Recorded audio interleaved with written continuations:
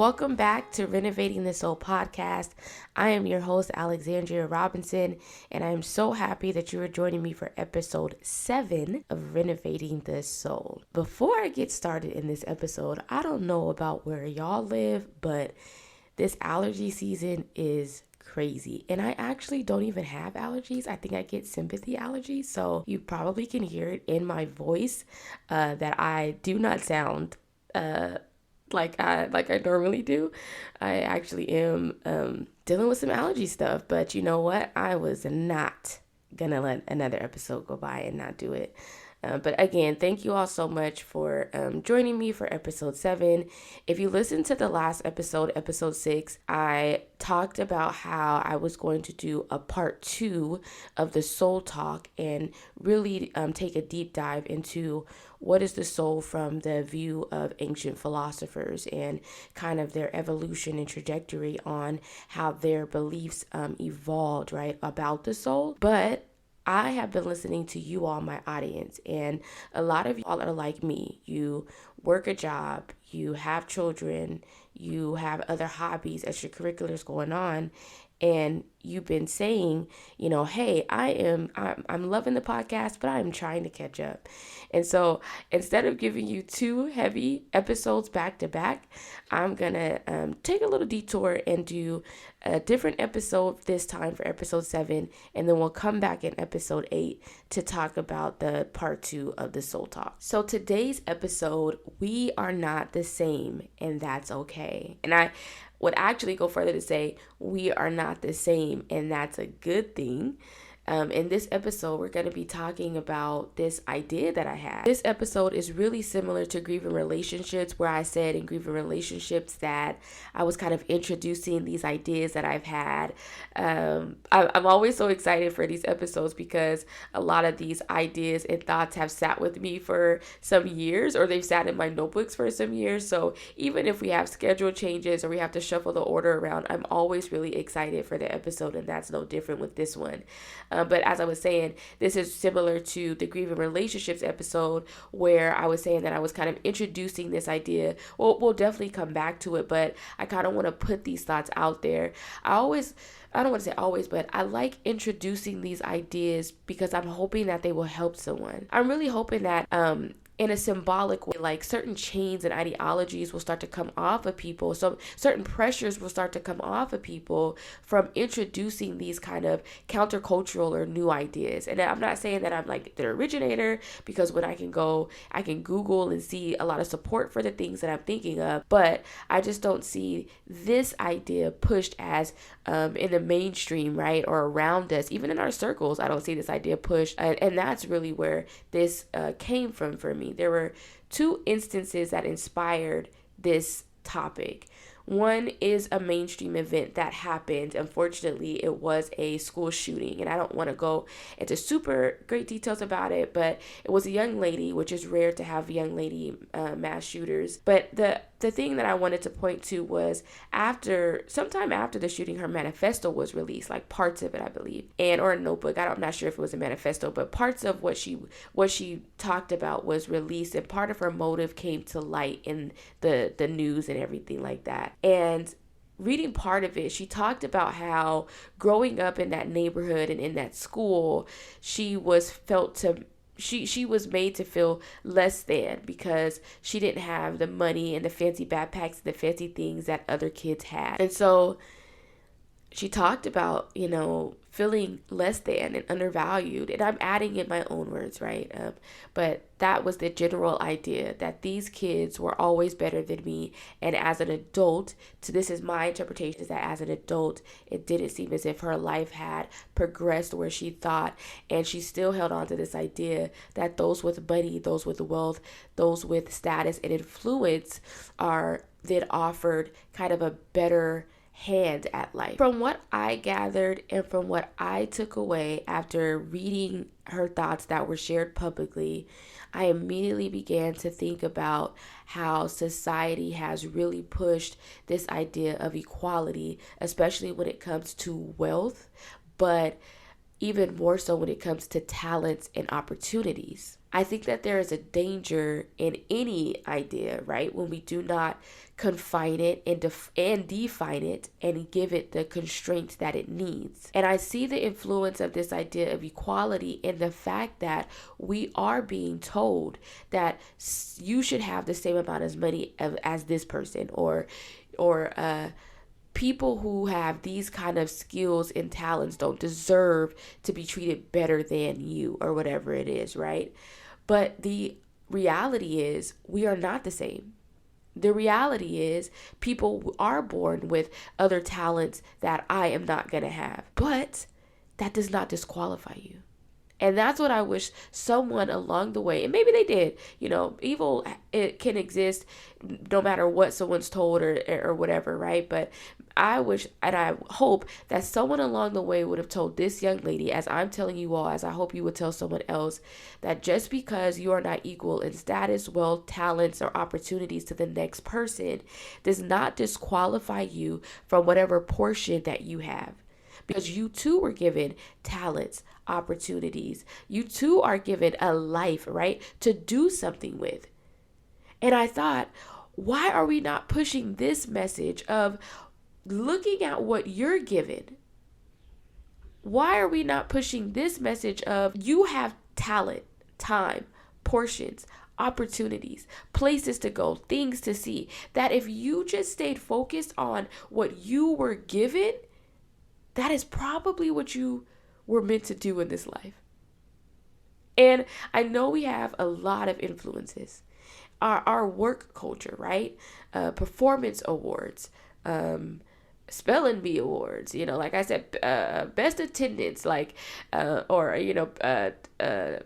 attendance, or the best reader. And these, if you hear what I'm saying, I'm talking about like these things start at grade school level.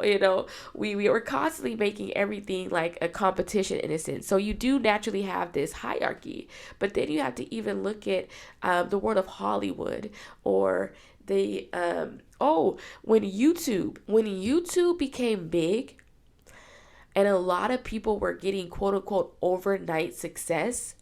Do you know how many people started to get on YouTube thinking that they were going to be the next overnight sensation?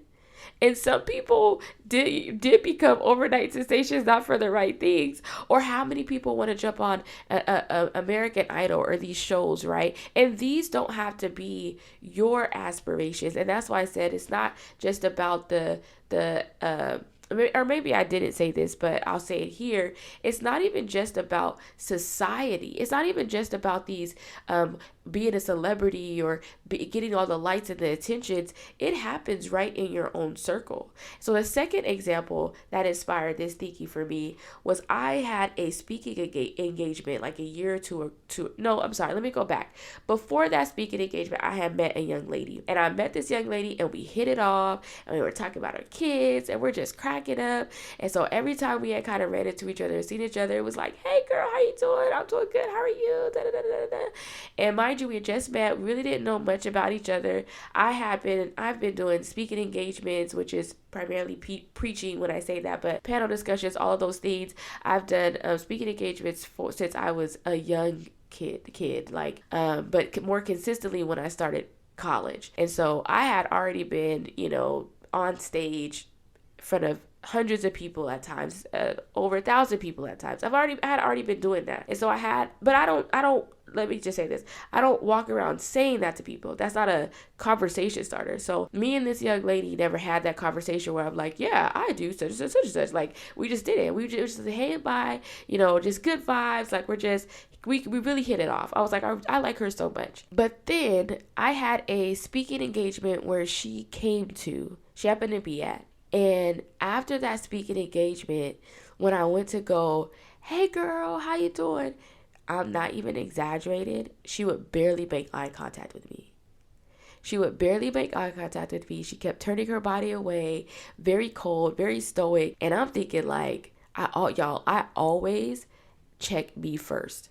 So I had to go back through my mind and say, did I do something? Okay, maybe maybe we didn't hit it off like I thought. I was like the switch up was crazy.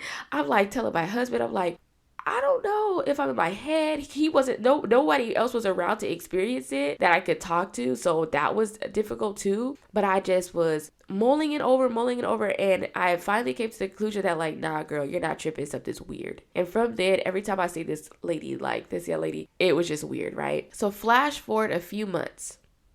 And we finally had this conversation. And actually, she really randomly kind of said it within this conversation that had nothing to do with what we were talking about. But she says it and she's like, yeah, I was jealous of you because I thought that I was the only one who taught like that and had those gifts. But then you realize that you're not the only one. And she said it made her question her uniqueness. It made her question if she was special, because she'd been told she was special all her life, but she had never heard anyone else who could, I guess, I don't want to say compete, but who was like on a similar level as her. And she said she was jealous. And when I tell y'all, that blew my mind, because in my mind, her and I could exist in the same space. In my mind, you have a portion and a community and people to reach that I don't. I really was like, and I honestly in that moment didn't even say much. I was just like, yeah, we can exist. Like, yeah, you're still unique. Yeah, you're still special. But I was processing so much in the moment that I didn't have much to say beyond that. And we never really talked about it again. It was definitely confirmation for me because I was feeling some type of way like, dang, oh, girl switched up real quick. And I figured it has something to do with jealousy, but I'm just not that type of person to want to assume that, you know? So when she said it, it was a relief that I was like, okay, I was on the right track with what I was thinking, but it was also unfortunate because I'm like, dang, I wish you would have just said that from the jump so that we could have this conversation so I could remind you, like, I in no way walk in any room saying that, you know, you can't get it because I have it. I don't walk in any rooms and say, because I'm a public speaker and a great one, or because I do this or I do that, you also can't do it. In fact, my whole model in life is to push other people up, you know, if that's in the similar giftings that I have or in something different. But the whole point is I was so saddened that someone would question their value and their uniqueness because similarities or dissimilarities that someone may have. But this is a common theme. She is not the only one. I've done it. You've done it. We do it. We constantly put ourselves in these positions where we question our worth and value when we're looking at the next person. So if we go back to the last episode and the idea of that renovation process, right? We could think about it in terms of having neighbors. Our neighbors are next door to us, right? If we're constantly looking at what the next person is doing, how focused are we on what we're given?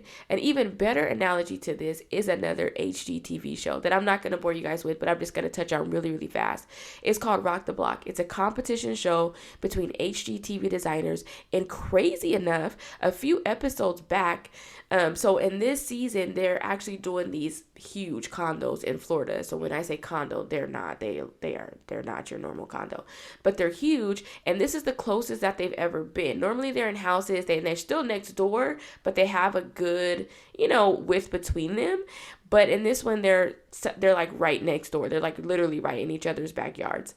And one of the designers changed her design completely because she could see what her competitors were doing next door. Anyways, the whole idea is that in your process, in what you have going on in your life, you can take inspiration from other people. I'm not saying that. The problem becomes when inspiration turns into envy and jealousy and comparison, and then it seeps into our value and our worth, and we start to question our uniqueness, our purpose in life, what we're called to do. When instead, I think the message should be focus on your portion, focus on your talents and your abilities. And no, you may not play basketball like LeBron James. No, you may not sing like Beyonce. No, you may not be as good as an accountant as your coworker. No, you may not be the next a best-selling author, right? But those things don't disqualify you from whatever you were given in this life. And I think that I'm using these kind of like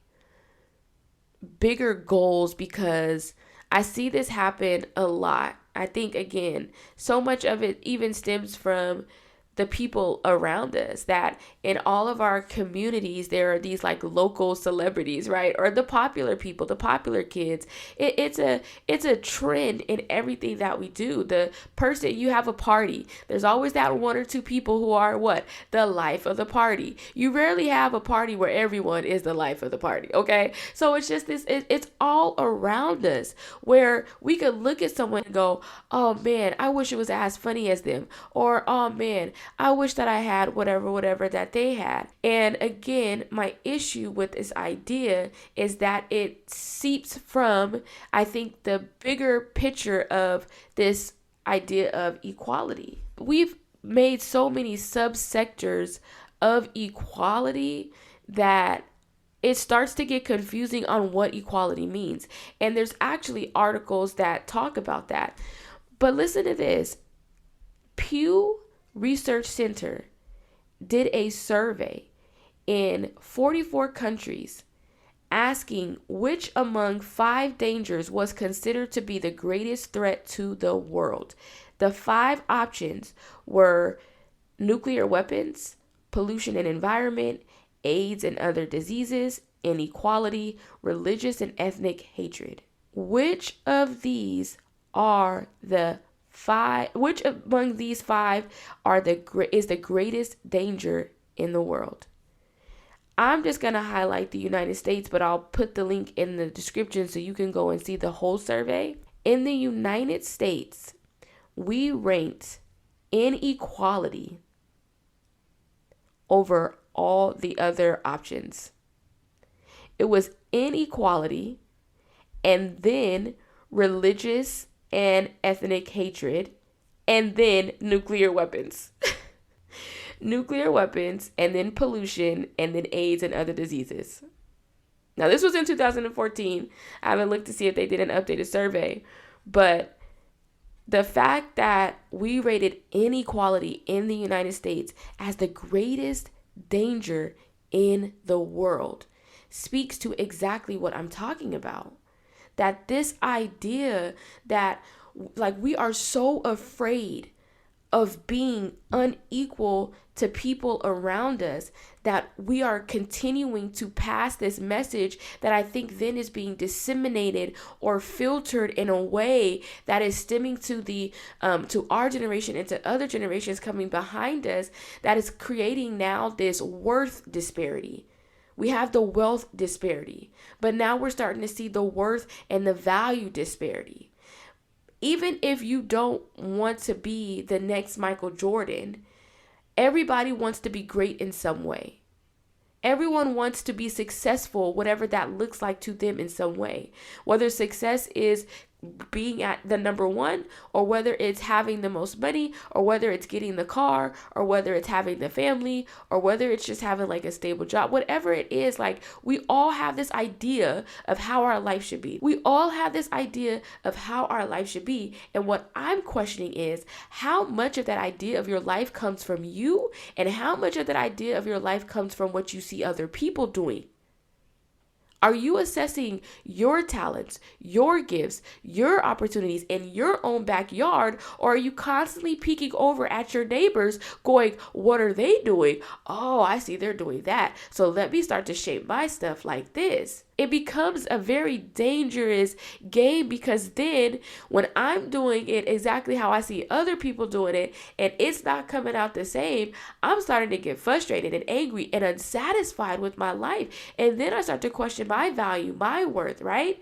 When I start to look at someone and say, dang, she a better speaker than me. Oh man, there's no room for me anywhere in that industry. Then I count myself out before I could even be counted in.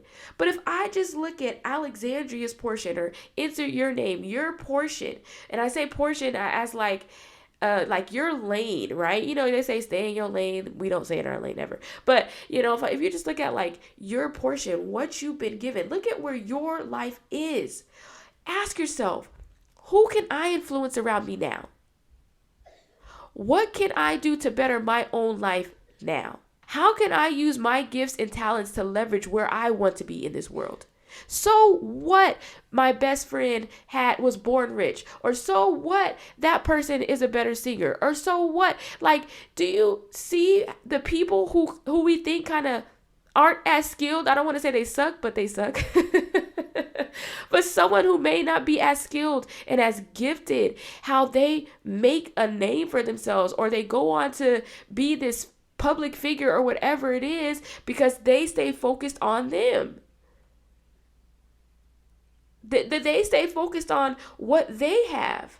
They stay focused on, I'm not worried about my competition or, what other people are doing or how they're doing it. I'm looking at what I have, who I can support, who can support me, and I'm staying focused on that area. I like to, I don't like to, but I was thinking about this, and I was thinking about like superheroes. We have no problem with and I know why we don't have a problem with it, right? Because it's all make-believe. Some people, they go a little crazy in that industry, superheroes, Star Wars, and all that stuff, right? But if you look at superheroes, how were superheroes created? No superhero is like equal to the other. They all have different powers, skills, and strengths. And then what I like DC, because I like how, and I'm not trying to start a DC Marvel war, but I'm just saying, I'm going to tell you why I like DC. Because you have Superman, who covers Metropolis. You have Batman, who's in Gotham City. You have Wonder Woman, who was in... I never forgot where she was from. But I don't remember. It's like Athens. I think it's Greece, but I cannot remember the island that she was on. But anyways, my whole point is, in DC, you have these superheroes, right, that cover their areas, their portions, and their skill strengths, right, work for that. And when it doesn't, you have them team up and work together to, come together in whatever area they need to be. Whereas when you look at Marvel, a lot of them are in New York. I'm like, how do you have 30 superheroes in New York? You don't want those superheroes in Utah or California or Washington? That's probably the thing that bugs me the most, is I'm like, why aren't there superheroes for Texas or for other areas? Why is everybody in New York? How could you have 50 plus superheroes all living in the same city? And it just doesn't make any sense to me. And that, I think, describes how we see this a lot of times, that you're trying to bundle how we don't see it. We think that we're doing our portion, and we're not realizing that we're more like Marvel characters, where we're all trying to bunch ourselves in this little bundle, not realizing that there's a whole world, a whole earth, a community. You right now, you listening to this, know people that I will never meet. You talk to people that I will never talk to. You are friends with people that I will never be friends with. You have children that are not my children. You have family that are not my family. I'm saying that to say you have an influence, a portion, a opportunity around you to use your gifts and talents for what's been given to you, not for what's been given to someone else. So we've talked about how equality influences this idea, but the last bit that I want to talk about is this idea of manifestation. And before I start talking about that, I want to say that hard work will take you more places than we realize. That a lot of people who have made a name for themselves or who are successful, a lot of them have worked hard. And the reason why I wanted to talk about manifestation, because manifestation has become this new trend. And it's not new, but it's become a new trend, right? In the last few years, we called it in church like speaking into existence. Manifestation in this way in our society now, and how it's kind of taken over culturally, is this idea that you think positively and it will happen. Think positive thoughts, think about it, write it down over and over, wake up every day and say it, and it will happen. I have always been annoyed and frustrated by this idea. Always. There's two reasons, right? First, I'm going to say this, and I'm going to jump on this and jump off real fast. If I can do that, that means that evil people, bad people can manifest bad things. Even though you're saying like this is what I'm saying about when we are not clearly defining a scope of what we're talking about. And in fact, I was reading an article and the girl said, oh, I wish I could remember exactly how she said it, but she was saying how pretty much anything you think will come to light. But then she quickly had to, in her comments, say how, oh, but we don't manifest our trauma. See what starts to happen? Then when you make these crazy claims or you say these things, right? That, oh, we don't manifest our trauma. But then some people do believe that if you are sick, it's because you manifested it. It gets really muddy and really dangerous really fast. My other frustration with manifestation is that the people that I would see talking about manifestation, selling books on manifestation, doing classes on manifestation, people were really making money off of this idea of manifestation. And the same people that I see talking about they manifested $1 million or they manifested their success were actually working hard. That's all they were doing. They were writing down something, saying that they wanted something, a goal, even if it had been 10 years ago, whatever it was, right? But from that 10-year mark, from the time that they wrote it down 10 years ago, they have been working towards it. They didn't write it down, sit there and just think about it. They got up, they went to work, they made connections, they networked, they did whatever they needed to do to make it happen and then, y'all, probably hearing in my voice, I'm gonna calm myself down. And then what's so frustrating is that these people who are working hard and they know the hard work that they're putting in are then trying to sell you and I a dollar and a dream by saying, oh, just think about it and it'll come to fruition. Baby, I didn't thought about $1 million a lot of times. I still don't have $1 million in my bank account. But I also haven't worked towards $1 million.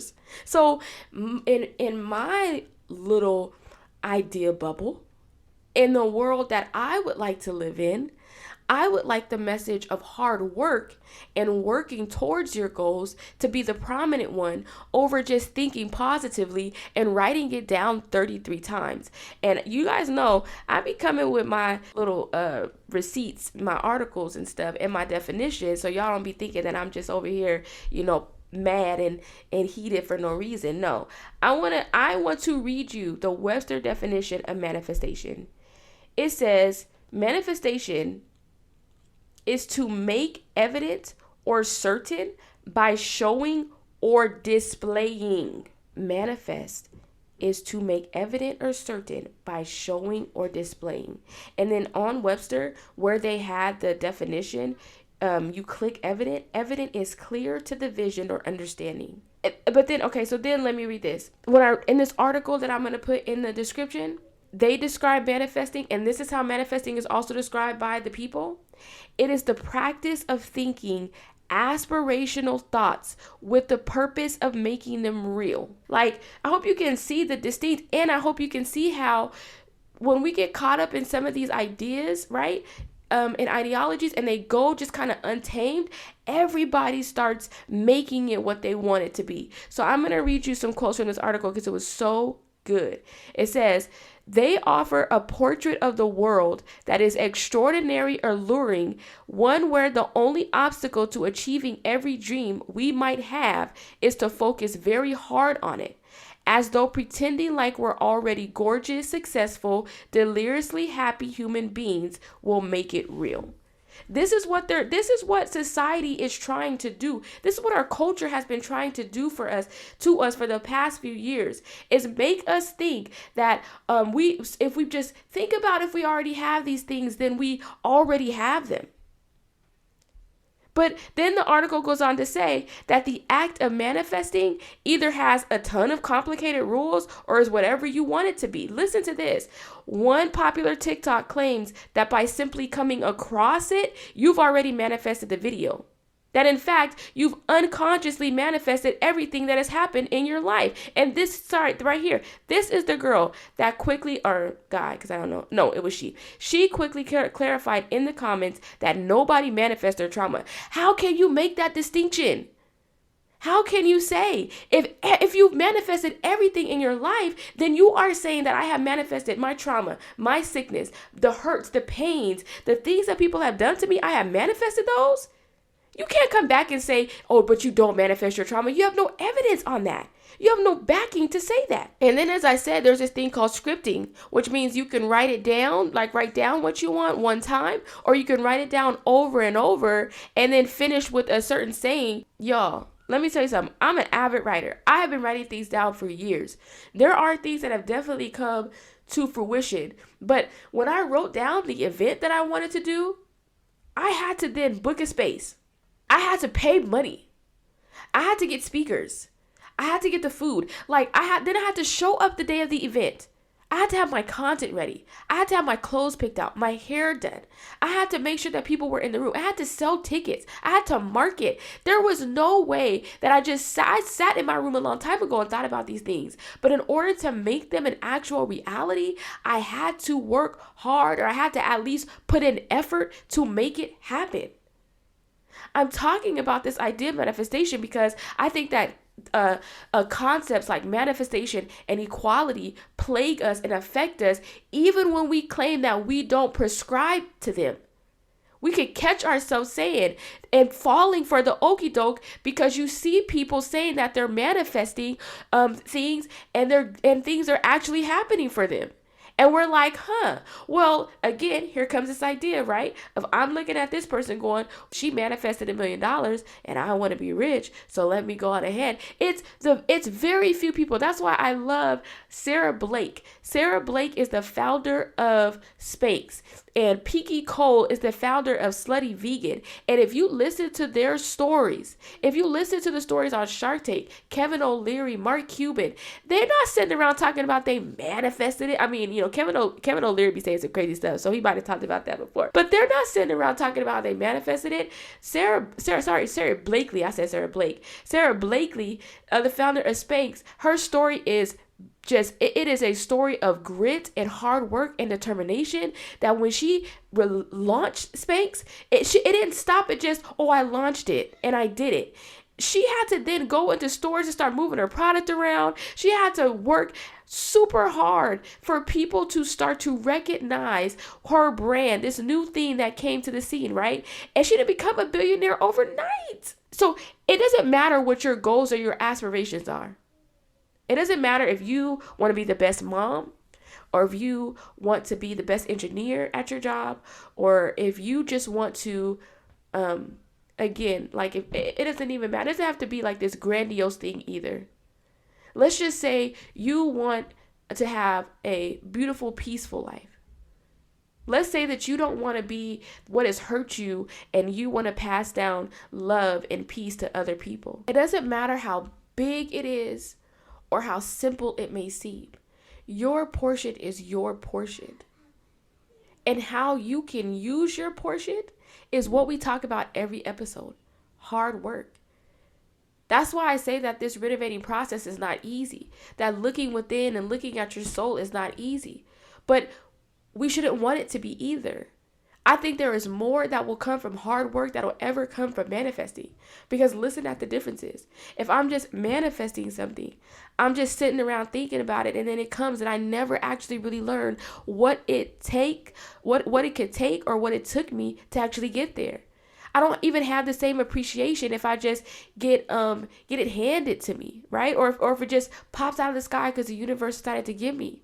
But I could give someone back greater lessons when I have worked hard for something. I can be a blueprint for someone in my community. Even now, me starting this podcast, several of y'all have reached out and said, I've been wanting to start a podcast. How did you start? I do not withhold information. I think I'm an overshare. And I say, what do you want to know? You want to know what equipment I have? You want to know what platform I use? You want to know what research I've done? Do you want to know what book I use? But if I just manifested it and I just thought positively about it and then it popped up in my lap, I wouldn't have any of that to give to any of you or to anyone. I'm not trying to be the next big podcaster, right? I always said that coming into this, that I'm not worried about what the end looks like. I had to really sit down and focus on, who do you want to be to the people around you? Who do you want to be to the community that you do have? Who do you want to be to the little bitty followers that you have now? Who do you want to be to the people that know you? Who do you want to be to your children, right? Like, I am okay not being the same as someone else. In fact, I think that makes me more valuable. The fact that I am not equal in my opportunities and talents and skills as the next person. I wouldn't want us all to be Michael Jordan. Where's the fun in that? I wouldn't want us all to be LeBron James or Serena Williams, or I don't know why I keep using sports examples. I wouldn't want us all to be Beyonce. Where is the fun in you having your community and you having your portion and you having the people that you could touch? Listen, we were all put here on this earth to do something, and a lot of people believe that a big part of our life is how we influence others. If you believe that, then the very people in your home you can influence. If you believe that, then the very people that you're friends with you can influence. And it's not about going around trying to indoctrinate people with stuff, right? But like I said, maybe you were not shown love. Maybe you were treated just like that young lady was, right? Less than because you didn't have money or because you didn't have the latest and greatest. How do you then take what's happened to you, what's been given to you, and use that to make yourself better, but to make better people? Do you become what has hurt you? Do you then go out and take it out on people who had nothing to do with your hurt and trauma? Or do you see somebody that is similar to you, or you see someone who is struggling with the things that you struggle with, and instead of tearing them down, you be the thing that picked them up? Instead of saying, I didn't have that, so I'm not going to help them, you say, I'm going to help them because I didn't have it, and because I have an opportunity to help someone where I didn't get that. Because I know the difference that it would have made had I heard that, or had someone just told me they loved me, or had someone just told me that I don't have to be the same as the next person, but that does not disqualify me, discount me, or make me less than. I want to read one more quote from this article. It says, the more positively people dream about the future, the better they feel at the moment. People relax and their blood pressure goes down, but you need the energy to implement your wishes, and over time, they actually get more depressed. Partly because they're putting in less effort and have less success.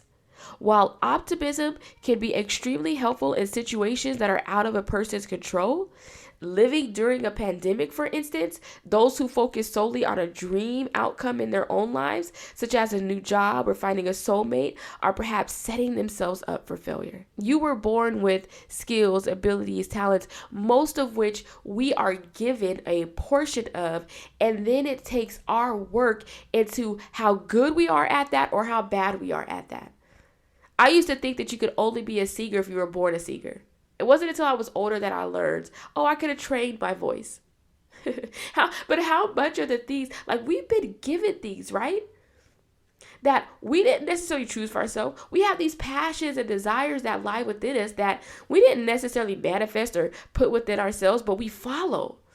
We follow the lead for what is happening within us to lead us to what we should do in this life, or lead us to how we should live out our purpose in this life. But when those things are out of control, and then we only focus, that's what the end of this article is saying, we only are focusing on this dream outcome, it says that we could be setting ourselves up for failure. When she says that you need the energy to implement your wishes, and I think that's just kind of like a nicer way of saying, like, you got to get up and do something about it. It says because over time, people get more depressed, partly because they are putting in less effort and have less success. What is she referring to as less effort? Manifesting. What I would also say is less effort is sitting around crying and whining about how everyone needs to be equal, or how this person has this many skills and abilities and you don't, and how they did. No. Take what you have. Take what you've been giving. Make it what you want, but you have to work hard in order to do it. We say it every episode. Hard work. Your hard work will pay off. Embrace the fact that you are not the same. Embrace the fact that you are unique and you've been given a portion and a community and people and dreams and passions. Listen, last thing I'm going to say to y'all, and then I'm going to get out of your way. When we're looking within, we find jewels. Some of us have a nagging feeling where we keep thinking about something that we want to do. We have a nagging feeling about something that we want to start dedicating our time towards, or a hobby, or a big dream, or a goal, whatever it is. There's the nagging feeling in us that I should be doing X, Y, and Z. Sometimes we ignore that. Sometimes we're trying to figure out what it is. A lot of times we start looking outside of ourselves for what we should be doing. I want to challenge you to look within yourself for what you should be doing.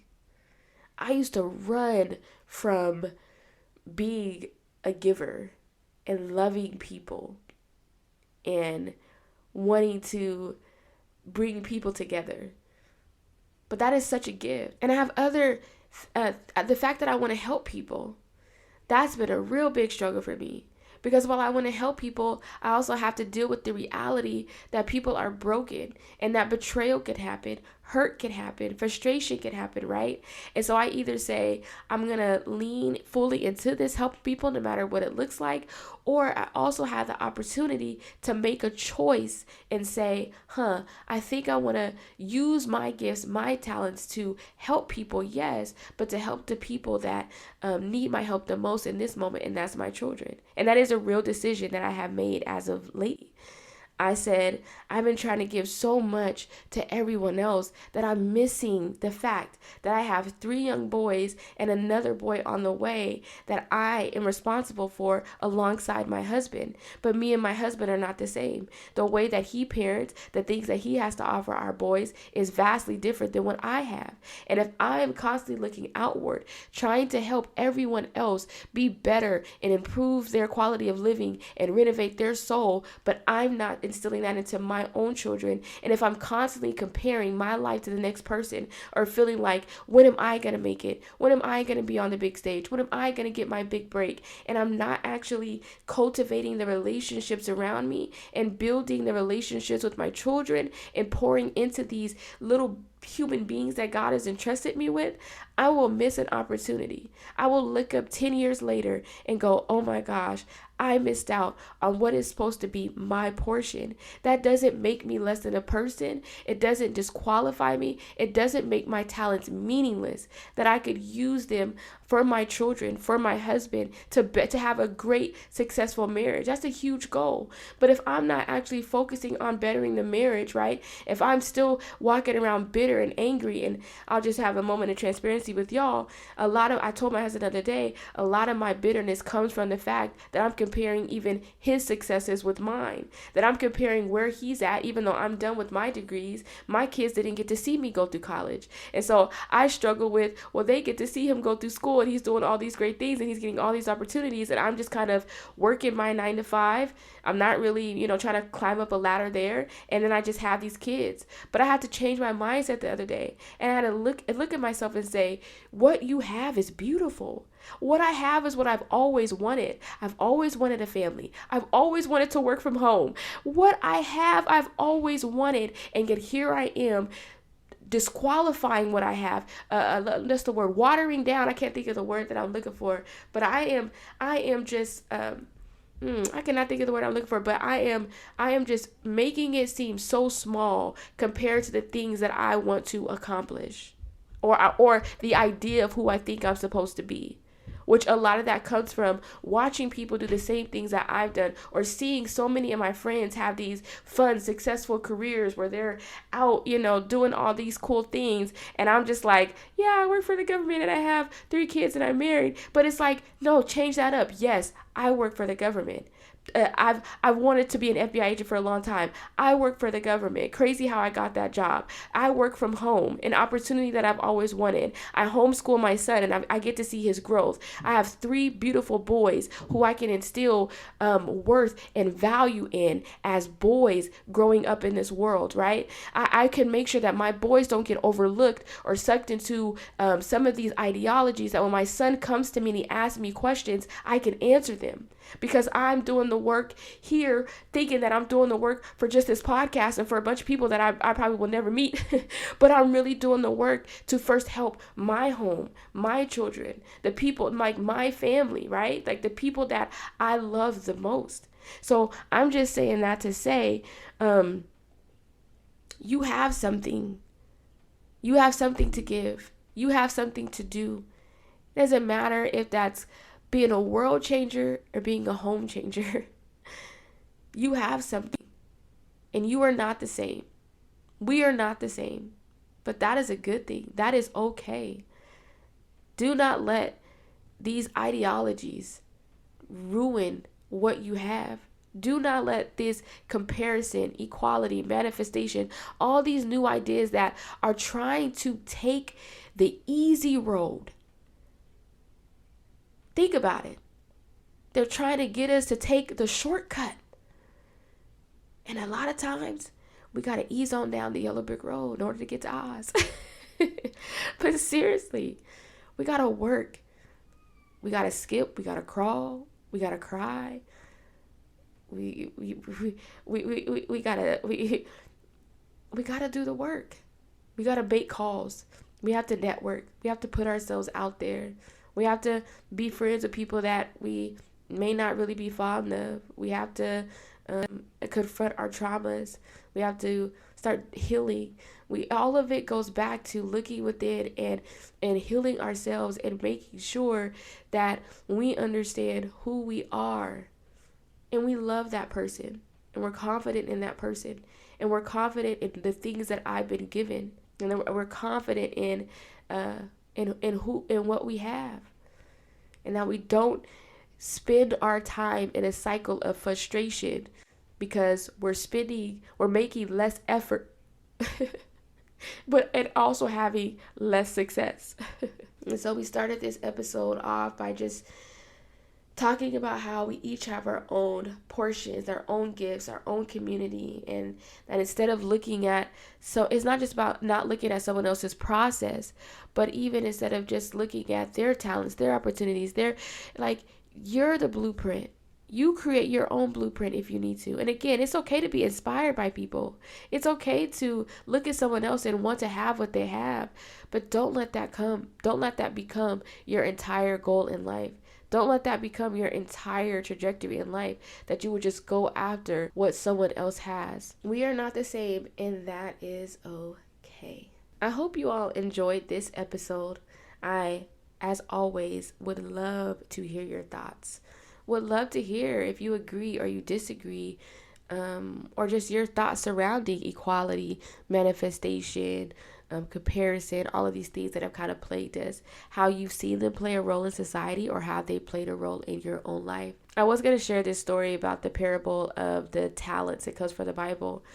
But I would encourage you to just go read it. It's essentially hinting at the fact that you're given a portion, and what you do with that portion matters. If you are given something, you should use what you are given to make it better. You should use what you are given to double it.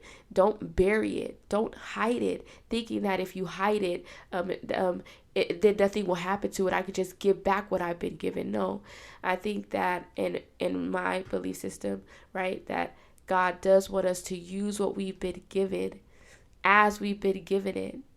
Doesn't mean that that's the beautiful part about life and growth, is that how I started at age 1 is not how I have to be at age 33. But it also doesn't just happen overnight, and it also doesn't just happen from me thinking positive thoughts, and it doesn't happen from making everybody equal to either.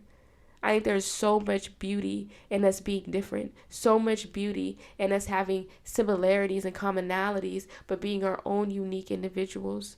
I would hate for people to walk away and feel like, oh man, I can't do that because or I'm not unique and I'm not special, just as that young lady felt. I don't want people to feel like that. You should feel unique and special and valued and worthy because of who you are and who you were born to be. So I am done. I am done. No, I am done for real. Thank you all so much for listening to this episode. Again, please let me know your thoughts, questions. I just would love to hear what you think about this episode. And until next time, let's keep doing the work to renovate the soul.